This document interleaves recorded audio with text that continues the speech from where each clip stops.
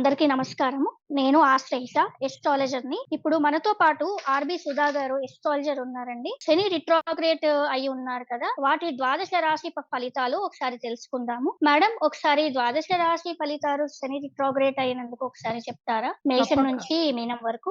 తప్పక మాట్లాడదాం. ఫస్ట్ అందరికీ తెలిసిన విషయం ఏంటంటే, మనం ఎప్పుడు మేషంతో మొదలెడతాము. మేషరాశి అధిపతి అందరికీ తెలిసిన ఒక విషయం ఎవరు? కుజుడు. నీకు కూడా తెలుసు అది. ఓకే. అవును మనం మేడం. మనం మాట్లాడే ఫలితాలు ఏంటంటే, శని రెట్రోగ్రేడ్ అవుతుంది గనక అయింది ఆల్రెడీ జూన్ 17థ్. సో, అది ఎప్పటి నుంచి ఎప్పటి వరకు అంటే జూన్ 17థ్ నుంచి నవంబర్ 4థ్ వరకు ఉంది. ఆల్మోస్ట్ మనకి 140 డేస్ రెట్రోగ్రేడ్‌లో ఉంటుందన్నమాట. సో, ఫస్ట్ రెట్రోగ్రేడ్ అంటే ఏంటి అని ఫస్ట్ తెలుసుకుందాము. దాని తర్వాత మన రాశి ఫలితాలకెళ్దాము. అలాగే మన రెమెడియల్ మెషర్స్ కూడా ఏమేమి చేయాలి అనేది మాట్లాడుకుందాం. ఓకేనా? మనకి శని రెట్రోగ్రేడ్ అంటే ఏంటి? అంటే మనకి తెలిసిన ఒక విషయం ఏంటంటే ఈ జనవరి 2023లో శని ఏమో కుంభరాశికొచ్చాడు. అంటే కుంభ శని ఉన్నాడు. అంటే మూల త్రికోణం బోలెడంత ఇచ్చే శని అన్న అతను ఏంటంటే మనకి ఫిలాసఫికల్ ప్లానెట్ అని అందరికీ తెలుసు. కానీ కర్మ అయినా సరే, మనకి ఆయువు అయినా సరే, ఒక పని మనకి జరగాలన్నా సరే మనకి శనీశ్వరుడి కాళ్ళు పట్టుకోవాల్సిందే. అందరికీ ఫస్ట్ మనం చెప్పేది అదే అన్నమాట. అందుకని శనికి ఈశ్వరుడు అనే పొజిషన్ కూడా మనం ఇచ్చాం అన్నమాట. శనీశ్వరుడు అంటాం అన్నమాట.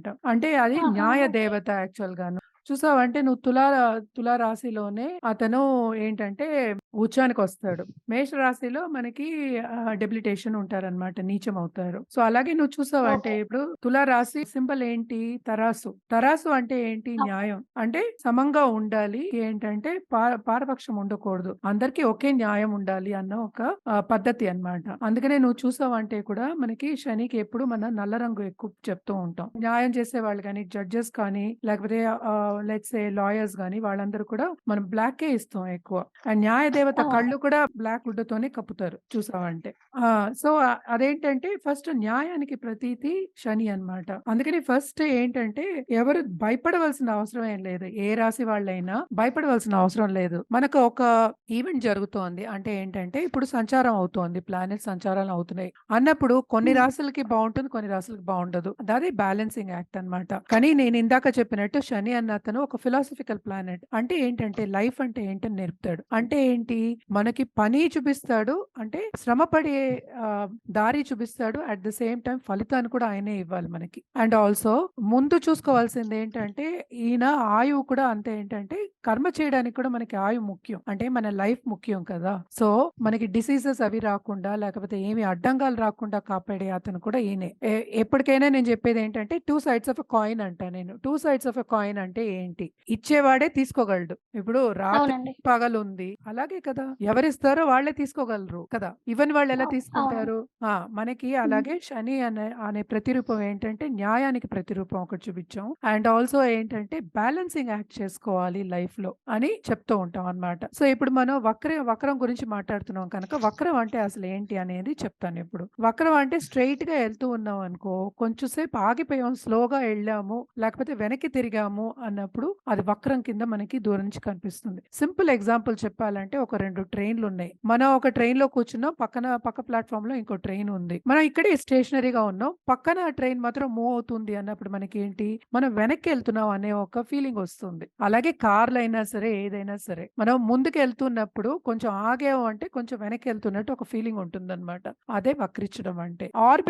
తన ఆర్బిట్‌లో శని కొంచెం స్లో అవ్వడమే దాన్ని వక్రం అంటాం అన్నమాట. అది వక్రం అంటే కంప్లీట్‌గా వెనక్కి తిరగడం అనేది కాదు. కానీ కుంభశని అంటే అందరికీ తెలిసిన ఒక విషయం ఏంటంటే కుంభ వర్షం అంటాం. అంటే ఎక్కువ ఇస్తాడు. సో, ఆయన ఏంటంటే ఆయనకి ప్రీతి అయితే అంటే అంత మంచి పొజిషన్‌లో ఉంటే జాతకంలో అనుకూలంగా ఉంటే మాత్రం శని ఇచ్చినంత ఎవరు ఇవ్వలేరన్నమాట. అందుకనే మనం శనీశ్వరుడిని అంత ఈశ్వరుడు అనే ఒక పొజిషన్ ఇచ్చాం. అంత ఎలివేషన్‌కి తీసుకొచ్చాం అన్నమాట. నాట్ ఓన్లీ థాట్ ఇప్పుడేంటంటే కొంతమంది జాతకంలో మామూలుగానే వక్రించుంటారు. అలాంటి వాళ్ళు పెద్ద భయపడవలసిన అవసరం ఏం లేదన్నమాట.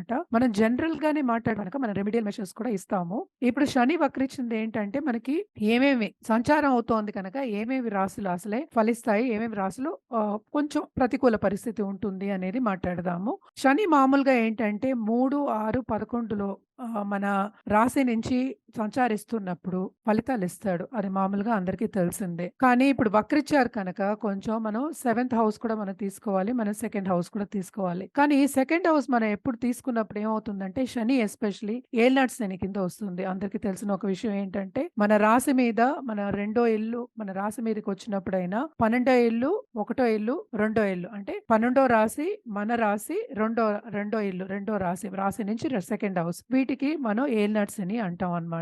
కానీ రీసెంట్ గానే ఇప్పుడు ఏంటంటే ధనుర్ రాశికి ఏలినాటి శని అనేది తొలగిపోయింది. అది 11వ ఇల్లు అవుతుంది యాక్చువల్ గాను. శని సంచారించినప్పటి నుంచి 11వ ఇల్లు అవుతుంది. అలాగే మనకి మేషం ఏమో 3 అవుతుంది. 6 అనేది మనకి కర్కాటకం అవుతుంది కదా! కర్కాటక రాశికి 8 అవుతుంది కానీ 6, 8 ఓకే. అనేది లెక్క అవుతుందన్నమాట. కానీ శని నుంచి చూడాలి కనుక మనం ఇప్పుడు 3వ ఇల్లు ఏంటంటే ధనుర్‌కి 3 అయింది. ధనుర్ రాశికి 3 అయింది.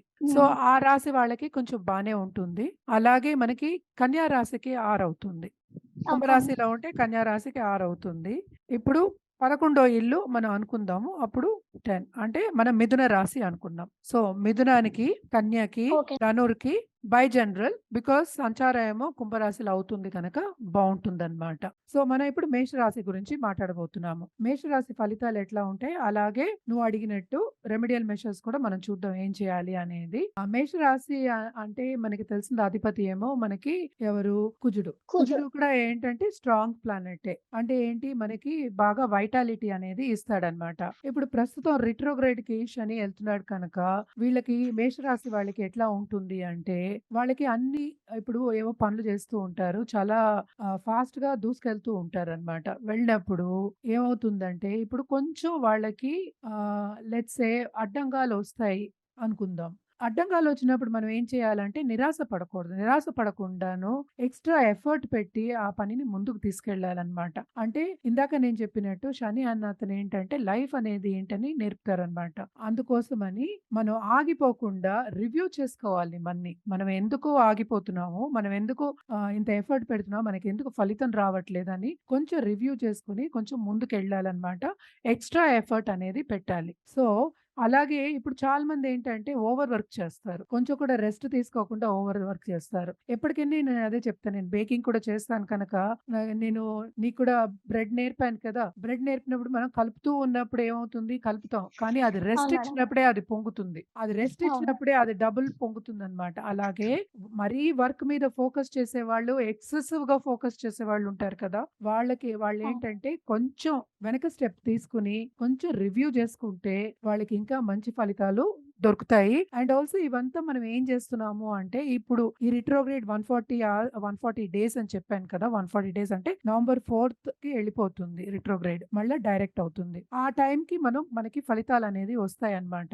ఇవాళ చేసి ఇమ్మీడియేట్‌గా ఫలితాలనేది మనం ఎక్స్‌పెక్ట్ చేయకూడదు. యూజువల్‌గా అది రైట్ కూడా కాదు. ఎందుకంటే we have to work hard at the same time ఏంటంటే we have to take rest. So, ఇది రివ్యూ పీరియడ్ కింద రిక్రియేషన్ పీరియడ్ కింద తీసుకోవాలన్నమాట. So, don't okay. Get completely tired. మెంటల్‌గా కూడా టైర్డ్ అవ్వకుండాను జాగ్రత్తగా మనం ఏంటంటే మనని మనం కాపాడుకుంటూ రావాలన్నమాట. ఎందుకంటే ఇదొక టెస్టింగ్ పీరియడ్ అని కూడా మనం అనుకోవచ్చు. You have to work hard. But ఫలితం అనేది ఇమ్మీడియేట్‌గా ఎక్స్‌పెక్ట్ చేయకూడదు అని ఫస్ట్ చెప్తున్నాం. నెక్స్ట్ ఏంటంటే ఇప్పుడు చాలా మంది బిజినెస్ ఓనర్స్ వాళ్ళందరూ ఉంటారు కదా! ఇప్పుడు ఈ బిజినెస్ ఓనర్స్‌కి అంతా ఎలా ఉంటుంది అంటే కొన్ని అడ్డంగాలొస్తాయి. కొంచెం లేట్‌గా అవుతాయి, స్లోగా అవుతాయి అని చెప్తూ వస్తున్నాను కనుక కొంచెం జాగ్రత్తగా బిజినెస్‌ని చూసుకోవాలి. బిజినెస్ విస్తరించాలి అన్నప్పుడు కొంచెం డబ్బులు పెట్టవలసొస్తుంది. ఆ డబ్బులు పెట్టాలి అన్నప్పుడు కొంచెం జాగ్రత్తగా చూసుకోవాలి. అండ్ ఎస్పెషల్లీ పార్ట్నర్‌షిప్ బిజినెస్‌లో ఈ టైంలో నవంబర్ వరకు పెట్టడం మంచిది కాదు. నెక్స్ట్ ఏంటంటే మనకి చాలామంది ఏంటి స్టాక్ మార్కెట్, ఫైనాన్షియల్ మార్కెట్స్‌లో కూడా ఉంటారు. అది ఎక్కువ గ్యాంబ్లింగ్ కూడా వెళ్ళొద్దు. ఎందుకంటే ఇప్పుడు ఫైనాన్షియల్ లాసెస్ కూడా అయ్యే ఛాన్సెస్ ఉంటాయి కనుక కొంచెం జాగ్రత్తగా ఉండాలి. కానీ అదే మనకి స్టూడెంట్స్‌కి ఇది మంచి పీరియడ్ అని చెప్పొచ్చు. ఎందుకంటే చాలా మంది స్టూడెంట్స్ ఏమనుకుంటారు మనం విదేశాలకెళ్ళి చదువుదాము అనుకుంటారు కదా! అలాంటి వాళ్ళందరికీ హార్డ్ వర్క్ చేశాము అంటే ఫలితం తప్పక చూడొచ్చన్నమాట. అలాగే హౌస్ వైఫ్స్ ఉంటారు కదా! హౌస్ వైఫ్స్‌కి కూడా ఇది మంచి పీరియడే. వేర్ ఏంటంటే రిక్రియేషన్, రివ్యూ అని చెప్పాను కదా! రివ్యూ చేసుకోవచ్చు. మనం ఏం చేస్తున్నాము? ఎట్లా చేయాలి? నెక్స్ట్ ఏం చేయాలి? ఎట్లా చేయాలి? అనేది చూసుకుంటే తప్పక వీళ్ళు ఉన్నత స్థితికి వస్తారు. రైట్ టైమ్ వచ్చినప్పుడు. ఆ! మేడం దీనికి ఏమైనా పరిహారాలుంటే కొంచెం చెప్పగలరా? పరిహారాలు తప్పక చేద్దాము. ఏంటంటే రెమెడియల్ మెషర్సే మెయిన్ కదా! ఎవరి దగ్గరికైనా వెళ్ళాలంటే మనం రెమెడీస్ చేసినప్పుడే కదా మనకి మంచి దారి అనేది కనిపిస్తుంది. శనికి ఏంటంటే ప్రీతి మనకందరూ తెలుసు అంటే ఈశ్వరుడు అండ్ ఆల్సో కాలభైరవుడు అంటే చాలా ప్రీతి ఉంటుంది. సో, కాలభైరవుడు ఓకే. అష్టకం చదువుకోవచ్చు, స్తోత్రం చదువుకోవచ్చు. అలా మేము గుళ్ళకెళ్ళి మేము చేయలేము, నాకు టైం లేదు అన్నవాళ్ళు మనం యూట్యూబ్‌లో కూడా వినొచ్చు కదా! పొద్దున స్మరణం చేసుకోవచ్చు. అలాగే ఓకే. సాటర్డే ఏంటంటే హనుమాన్ చాలీసా చదువుకోవచ్చనమాట. అండ్ ఇంకోటేంటంటే హెల్త్ బాలేదు. ఇప్పుడు చాలా బ్యాడ్ పొజిషన్‌లో ఉన్నాం హెల్త్‌లో. ఎందుకంటే చాలామంది సఫర్ అవుతూ ఉన్నారు హెల్త్ విషయాల్లో కూడా మనం చూస్తున్నాం. అదేంటంటే అవును. వాళ్ళకి కూడా ఏంటంటే మనం చెప్పేది ఆదిత్య హృదయం ఎవ్రీ సండే మనం చదువుకోవచ్చు. అది మస్ట్ అని చెప్తాను నేను. ఎన్ని సార్లంటే ఒకసారి చేయొచ్చు. 11 సార్లు కూడా మనం చదువుకోవచ్చు. అలాగే మనం టెంపుల్‌కెళ్ళి అంటే ఏంటంటే ఏదైనా టెంపుల్ మనకు నవగ్రహాలు అన్ని గుళ్ళల్లోనూ ఉంటున్నాయి ఈ కాలంలో. ఆ గుళ్ళలోకి అవునండి. నవగ్రహాలకు ఉన్న గుళ్ళోకెళ్ళి 11 సార్లు దాని చుట్టూ తిరగొచ్చు. అంతగా కుదరదు అన్నప్పుడు ఏంటంటే శని జపం చేసుకోవచ్చు. ఇంకా ఏంటంటే ఇంకా పెద్దగా చేయాలి అంటే శని హోమాలు చేసుకోవచ్చు. అలాగే దానానికొచ్చినప్పుడు మనం ఏం చెప్తామంటే నల్ల నువ్వులు, నల్ల గుడ్డ, ఒక మేకు ఓకే. సో, నల్ల వస్తువులు ఓకే. ఏవైనా సరే ఇవ్వచ్చు. అంటే నువ్వుల నూనె, మనకి మస్టర్డ్ ఆయిల్ కూడా చెప్తాం కదా! ఆవ నూనె కూడా అవును మేడం. చెప్తాం. ఇవన్నీ చెప్తాం అనమాట. ఇవన్నీ చేయొచ్చు. కానీ కలియుగంలో మనం చెప్పేదేంటి దానానికి అన్నదానం. అన్నదానం కన్నా ఇంకో దానం లేదు. సో, ఎవరికైనా బయట మనకి గుడిలో బయట గాని, లేకపోతే మన ఎన్‌జీఓకి వెళ్లి గాని ఫీడ్ చేయడం అనేది మంచిది అనమాట. ఓకే. ఇది రెమెడియల్ ఓకే మేడం. మెషర్స్. ఇవన్నీ చేసి అందరూ బావుండాలి అని కోరుకుందాము.